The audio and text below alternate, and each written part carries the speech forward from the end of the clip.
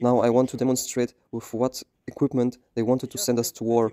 Why do we care about our country, but our country doesn't seem to care about us? But should I feel sorry for these people? Or should I be happy that Putin's army is like this? It seems like they are completely free from this capability of feeling someone else's pain.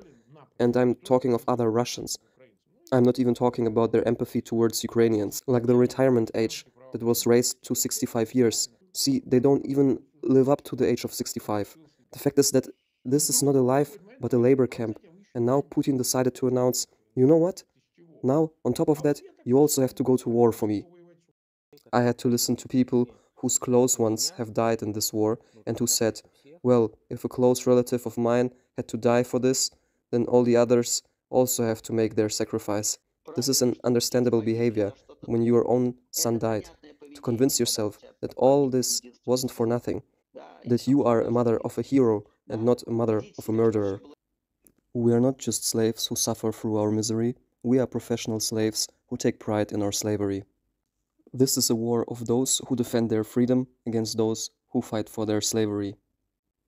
Hello, dear friends of freedom. We will begin this episode with a translated video of a couple of Russian signaler from the 27th Motorized Rifle Brigade, who were tasked with ensuring that the military communication between their troops can run as smoothly as possible. They recorded this video to show what kind of equipment their beloved Russian state has provided them with and asked for additional help. While seeing the undeniable evidence of the fact that their state has betrayed them when it claimed for decades that it can't invest more in education, infrastructure, healthcare, etc., because Russia is surrounded by enemies and that the money needs to be spent on the military since the motherland is in great danger, those Russians still don't realize who their true enemy is. They don't want to understand that their failed state, for which they are ready to go to war, kill, and eventually die, has never cared about them in the first place. They still don't seem to be able to realize that their actual enemy is not to be found in Ukraine, but in Moscow.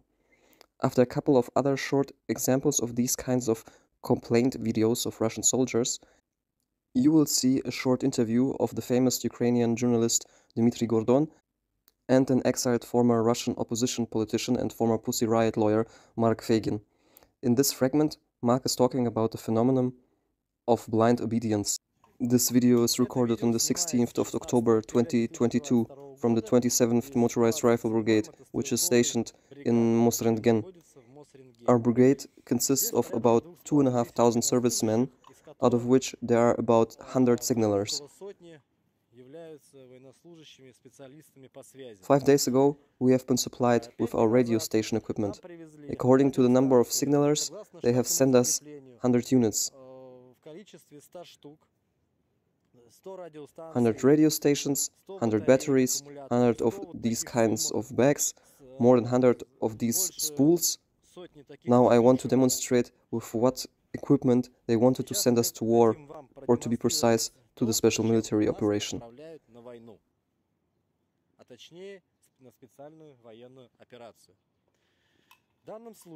We have two working radio stations, which we have pieced together after going through all the components that we have been given. And we managed to assemble something that provides at least some kind of connection. According to the document, these radio stations should work over a distance of 8 kilometers.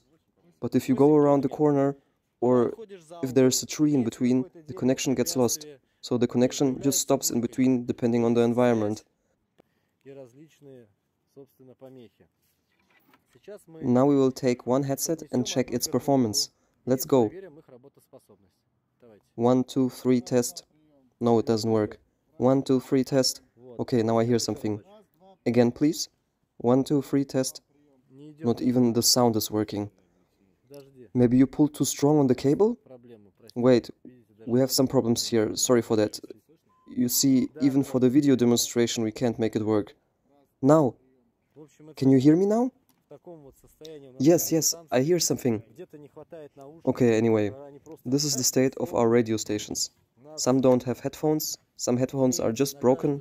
We have been given those documents to those radio stations, which state that the period of warranty is 6 years and that they should not be used afterwards. Furthermore, it states the packaging date of each station. packaged in 1992.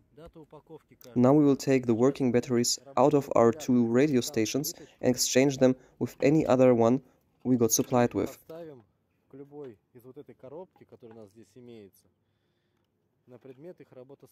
Each one of them, when we received them, have been marked as functioning. It doesn't turn on. It gets no electricity. The light doesn't even turn on. All of them are in dead conditions. Most of them have oxidized contacts. They have no connection to the batteries. These are the conditions of the batteries. They just turned green over the years. That's how long they have been stored. Where and how they have been stored is unclear. We just took out a fraction of all the parts they supplied us with. These are the bags that are probably already rotten and have a very distinctive smell. These spools, we have over 80 of them, are all rusty and not functioning. Look, they don't even turn.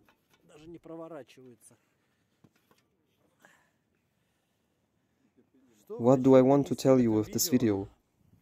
We are all drafted soldiers. We were all drafted for our duty through the mobilization.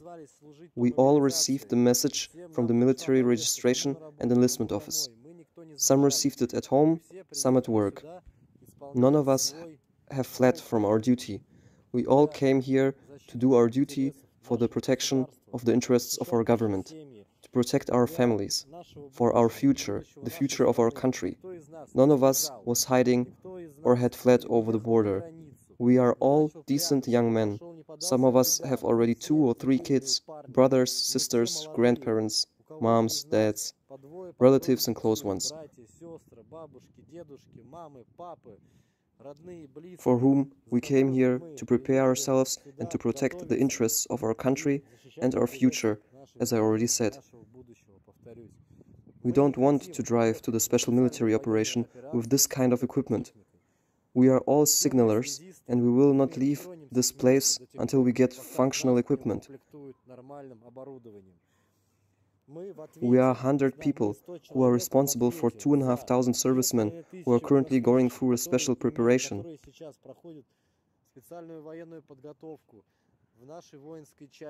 If we will not be able to establish a functioning line of communication, all of us 2,500 soldiers will not last longer than a couple of days. They already want to send us out to the distribution point within a few days, which is located close to the front line of the special military operation. They have said that we might get new radio stations in a month, but they said they can't promise anything. Civilian radio stations. Yes, civilian radio stations, because they apparently don't have any more military radio stations. We ask you to help us to share this video with any kind of officials who can influence this situation and help to supply us or to find someone who is able to supply us with the equipment we need.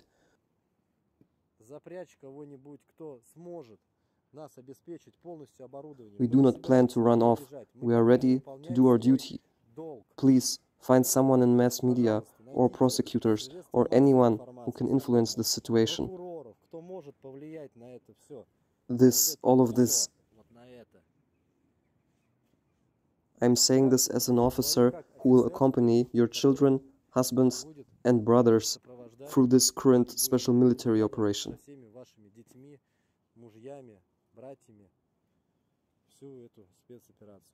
And here are just a couple of other examples.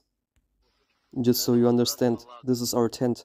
Today we slept with one small pot-belly stove. For a tent like this, one tiny stove is not enough.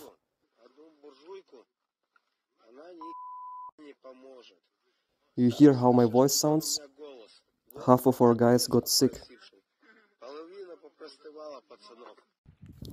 We are mobilized and we are about 2,000 men here. 90% of our group are here voluntarily, who came here to defend our motherland. Where is the promised financial aid? Where are the credits we are supposed to receive? Where are all the privileges you have promised us? Why do we care about our country, but our country doesn't seem to care about us? This is my only question. Where is all of the promised support? Why do we have to stop working, drive away, and our relatives struggle financially because they don't receive any financial support? Aren't Russians concerned at all about this? For example, in the city of Yeisk, a couple of days ago, a warplane crashed in a residential building, fully equipped with its entire ammunition. The building burned down and many people have died. Do they understand that in the end, Putin is to blame for this or not? I think an average person who is able to feel empathy and emotions would feel sorry for what happened in Yeisk. This would be a normal emotional reaction. Since he took off close to Yeisk with full ammunition, he probably was on his way to Ukraine. That's as far as it gets. But for anything further than that, they seem to have some sort of plug that is preventing them from drawing further conclusions. Even regarding the topic of mobilization, social media is full of video evidence. Those videos of rusty rifles, bendable armor plates, no ammunition, and food which has to be bought by the soldiers themselves. Why are you going to this war? Why aren't you doing anything about it? Think about it. We will die like dogs there. But they have this mental barrier. Their dissatisfaction leads to the conclusion, oh man, our army is so badly prepared. If we only would have been better prepared, we would be able to wage such a war there. We would be able to kill so many Ukrainians. Do you understand? They don't have this feeling of, why do we need all of this? Why are you forced to drive somewhere? Why all of this? This is really a problem. This is really some sort of phenomenon. Undoubtedly, we haven't seen something like this, and many haven't expected that it's really that bad. There was still some kind of hope that there's some sort of moderate urban population, that there are some groups, maybe not the majority, but some influential ones, perhaps the remaining middle class or any other group, who could have had any influence on the rest. But it turned out that none of it happened. We just see people of any social class there, with brains the size of those of insects. It just seems like a big part of their brains has been amputated, and those people aren't able to understand anymore what they are doing, and the body bags are arriving already. Those mobilized people are already dying there. Many aren't even returned. They are dying. Yet still their relatives might mourn, they might demand compensation, they might complain a bit about the government, but we don't witness that this dissatisfaction turns in some sort of collective movement. And of course, there won't be an end to this mobilization. These are all fairy tales. Despite what Putin might have announced about an end of mobilization activities, they will still have people hunting for new recruits in train stations and so on. That's why, to come back to your question, I'm afraid that they still don't fully get it, that Putin is to blame, and don't draw any personal conclusions. What's important is that there's no kind of empathy. People in Russian Belgorod don't even realize that their whole city can be targeted and be left without heating and light, and people can die. That in Yeisk, people could die from falling warplanes. No empathy. They are like, what difference does it make to me? I live in Vladivostok or even Moscow. The bombs won't reach me anyway. We don't see this feeling of collectivity, despite all these claims of a big whole nation. But to be honest, from that point of view, they don't really feel for each other. Yes, they killed 14 people here, 100 people there. Even if it would be 1 million people, it doesn't matter.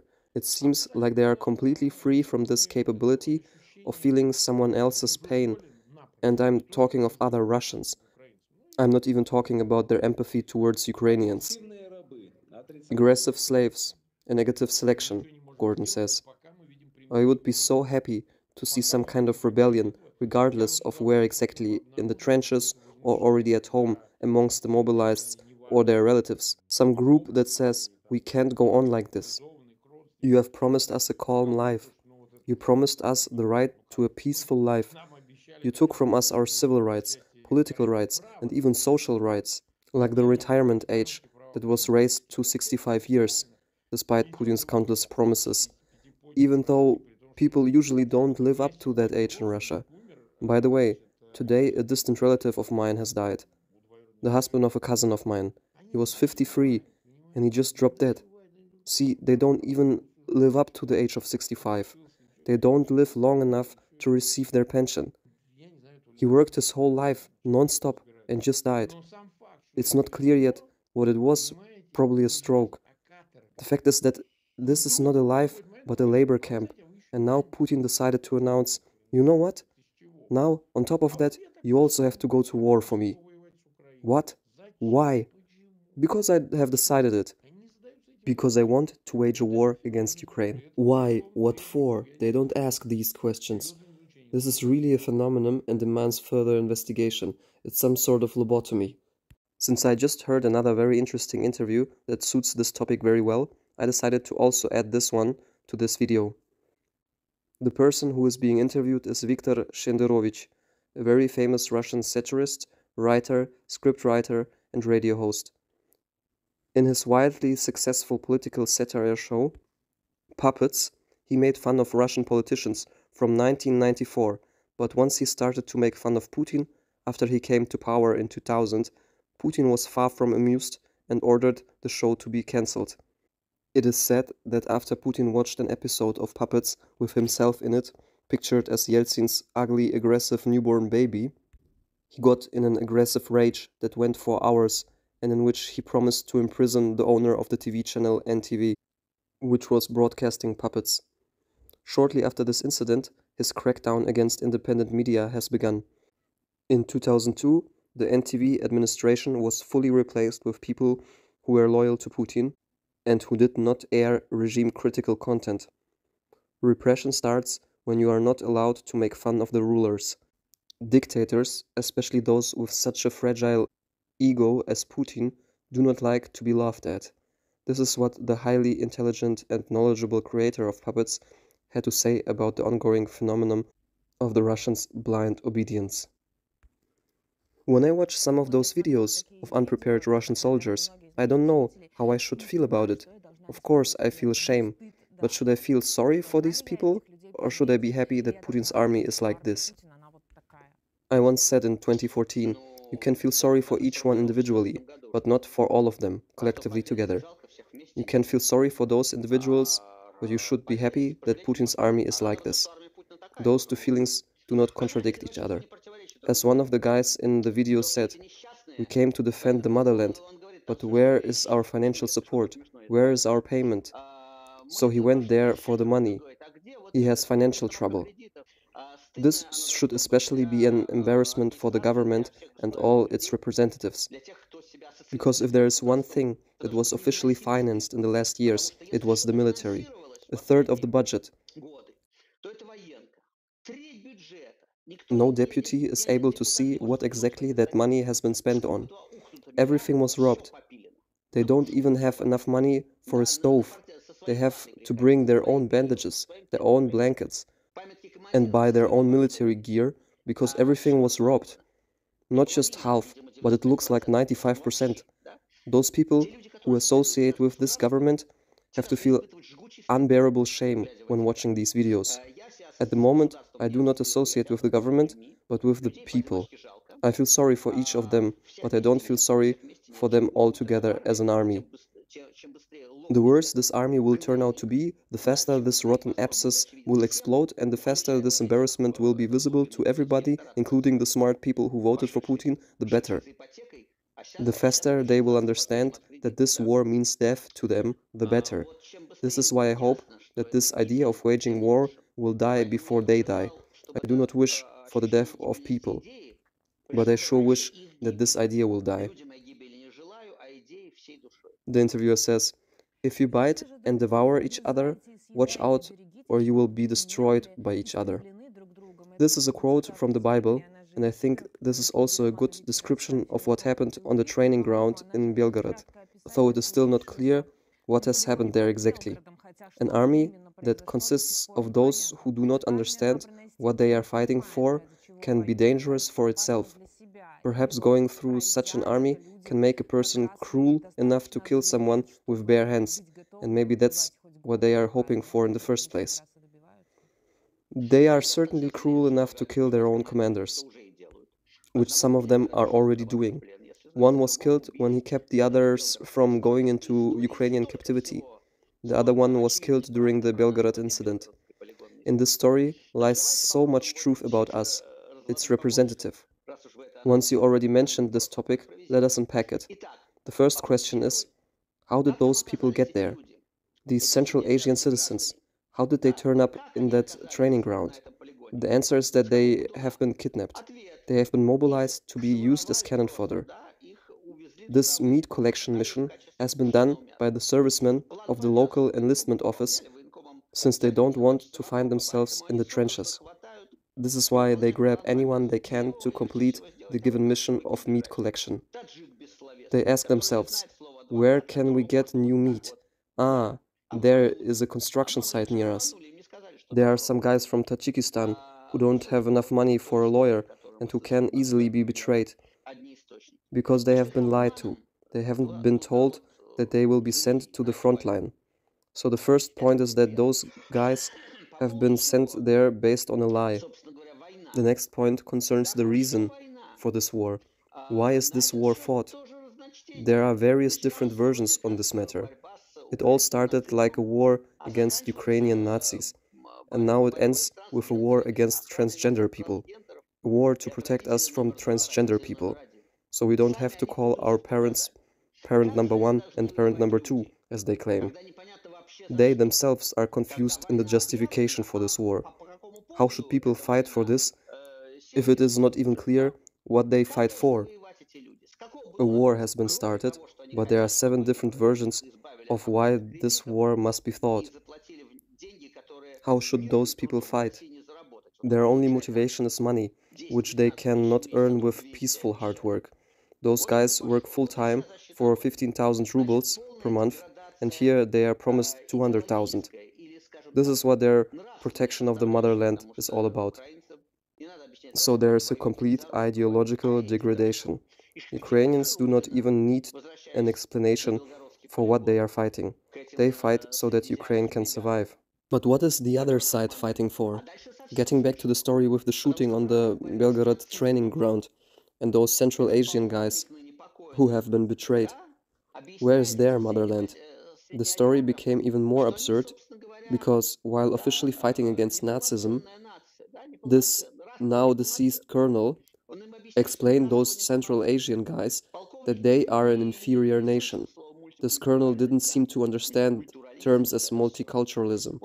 He explained them that this war with Ukraine is the actual holy war and that their Allah is just some nonsense. He started to bully them, didn't allow them to pray, he harassed them. In the story, we can see the senselessness of this war, because this colonel who has been shot was fighting against Nazism. It was during his fight against Nazism that he humiliated those Central Asian guys. This is how he came to Ukraine, to show them how they have to build their society. This is our society that was lying on the Belgorod training ground.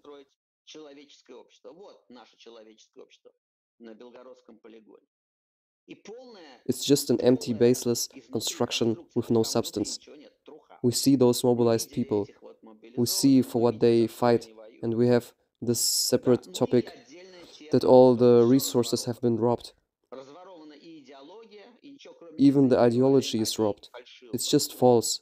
There is nothing apart from our grandparents fought against Nazism and now it's on us.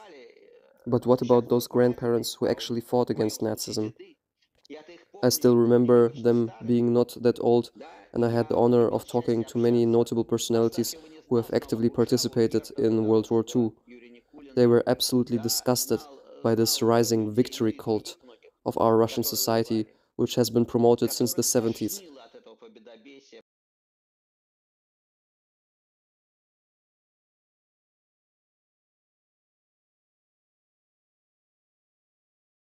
It's all rotten from the inside. There's no real ideology behind it, and all of it is an obvious embarrassment, just like this shooting in Belgorod. As I said, we can feel sorry for individual people, even for this colonel. But if there would be just the possibility to explain this whole story in detail on national television, to make all the details and meanings evident, so that those millions of Russians would get some food for thought. That would be very helpful. We have already suffered a humiliating defeat. The question is just how high the price will be that has to be paid in the end.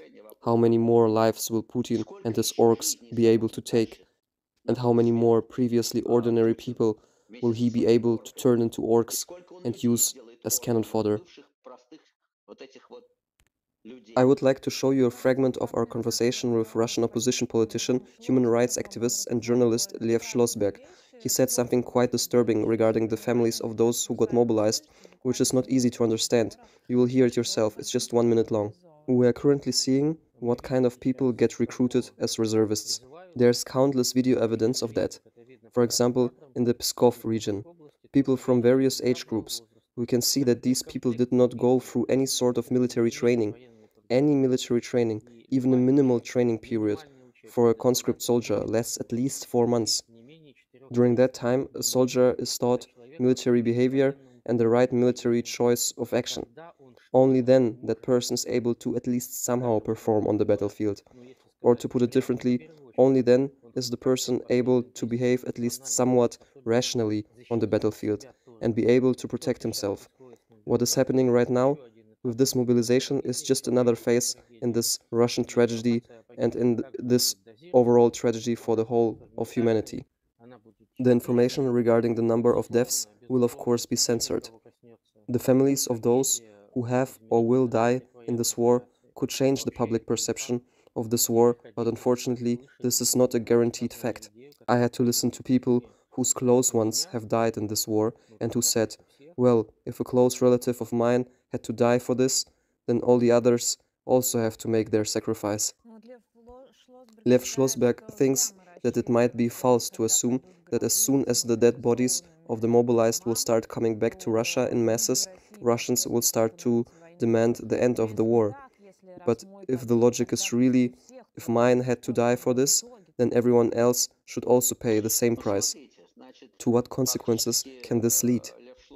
By talking about this logic, Lev basically quotes the criminal ethic, which became a national ethic.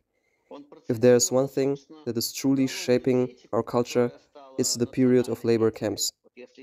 Die today and I will die tomorrow. The foundation of the labor camp mindset.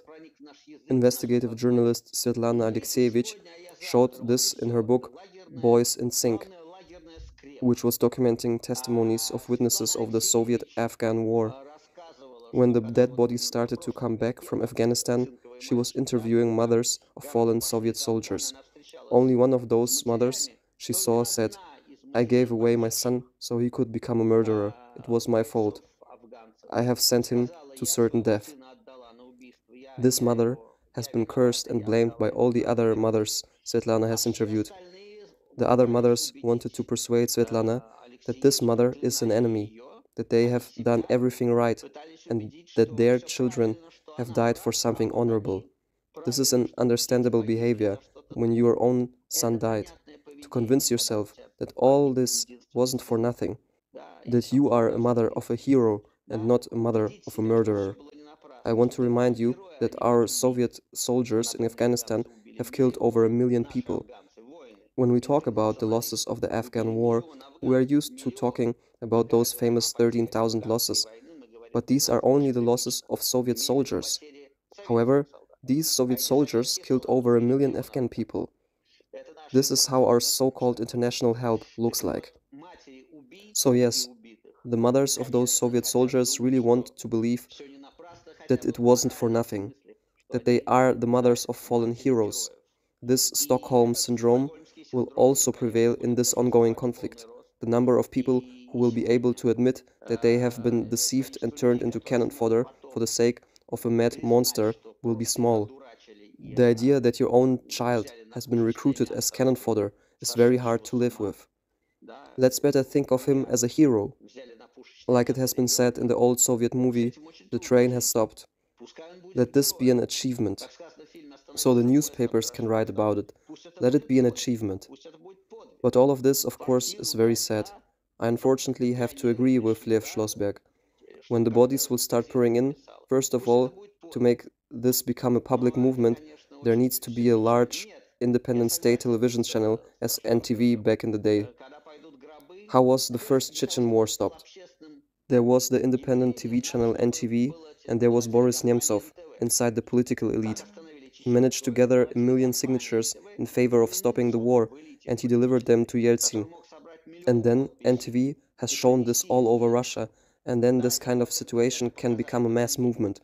Today, in this information bubble in which Russians are living, this won't become a social mass movement. Some will rage and mourn, and everyone will try to handle it as they can, but it will not become a large-scale movement. We have already seen that this didn't happen, like in the case of the elite Pskov paratroopers unit that has been completely eliminated by Ukrainian forces, when the bodies have been buried secretly and the graves have been marked with numbers instead of family names. Yet for some reason, the people of Pskov haven't started to protest because of this matter.